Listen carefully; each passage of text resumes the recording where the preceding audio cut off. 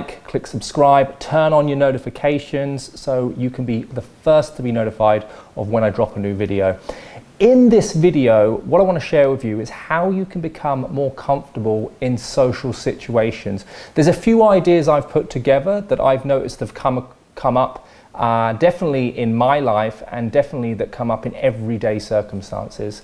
Okay, so I'm going to get into the sort of social function first of all. Think of yourself, you go into a wedding, you go into a birthday party, and perhaps you might see someone there that you don't necessarily want to see, right? It might be someone that you've had a feud with in the past.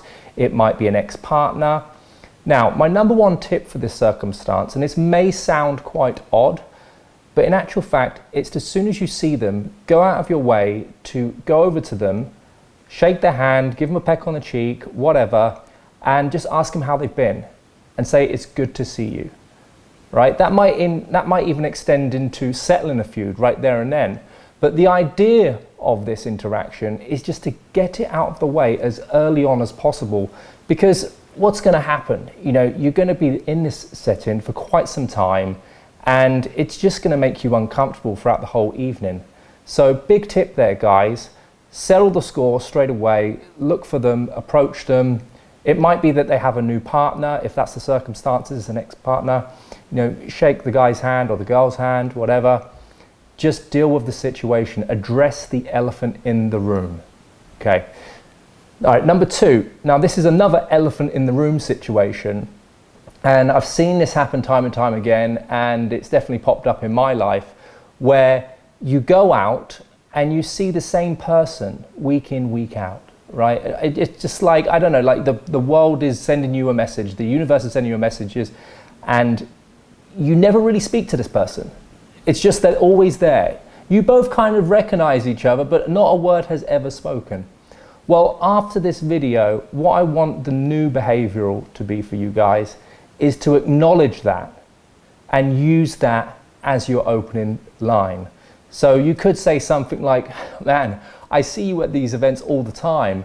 I've never really learned anything too much about you. It's Johnny, by the way, right? Get an interaction under your belt with that elephant in the room.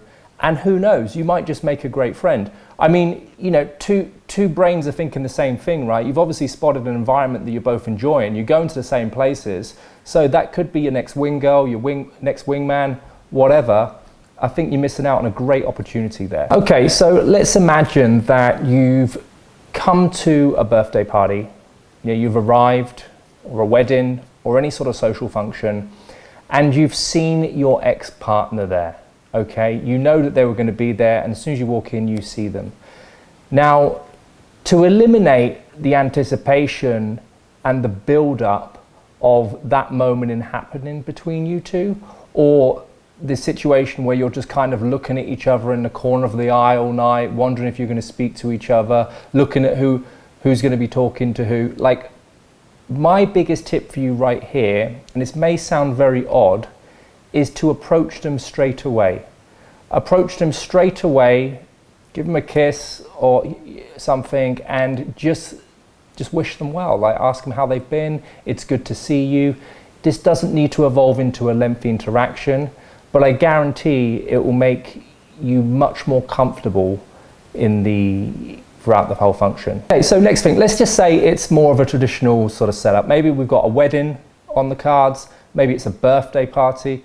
These can be very overwhelming experiences, especially perhaps if there's like old school friends there that you haven't seen for a while, old college buddies, university pals. It might be work related.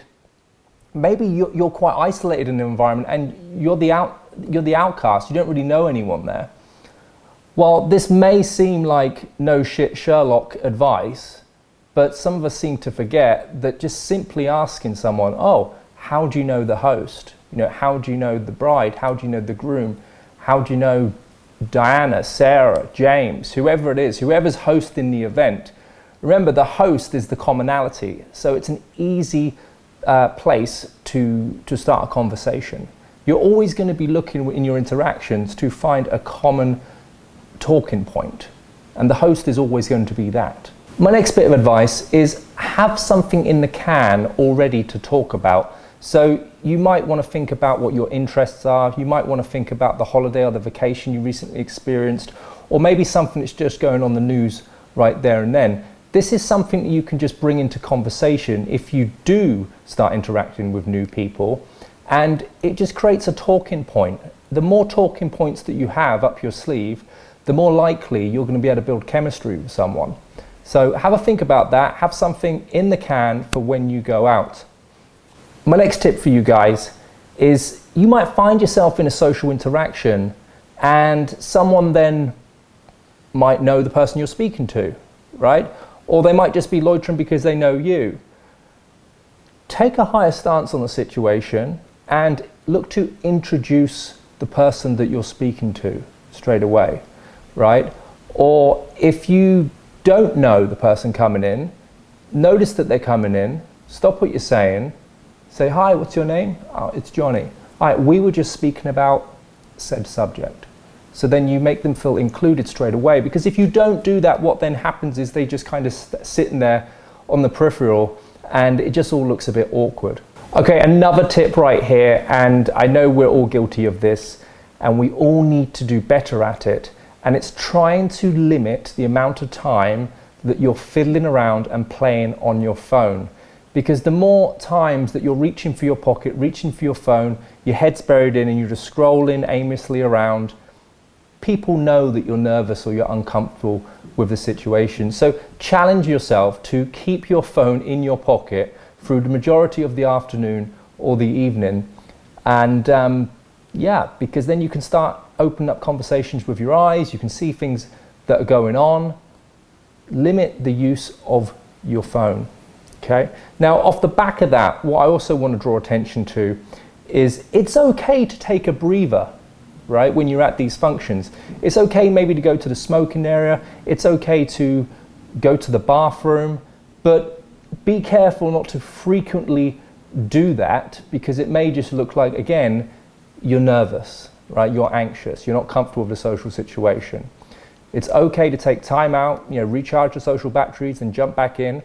But if you're more frequently doing that, it actually is contrary to taking a break. Something else you can do that shows that you're more comfortable and less anxious is slowing your voice down, okay? Slowing the pace down. If you're speaking very fast, all that is communicating really is you're very anxious, you're nervous, your neurology is bang, bang, bang, bang, bang, So slow what you're doing down. If you slow what you're doing down, it's going to make other people feel comfortable around you. Another thing you can do is just simply give someone a compliment, right? If you're going into the social space, you see someone wearing something interesting, or you see that someone took particular care to the detail in their arrangement of their outfit, compliment on it.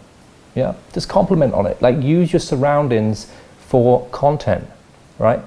Guys, remember, we all suffer from some level of social anxiety. Even people that have been doing this stuff for years, if you haven't been out, you may feel a bit rusty, okay?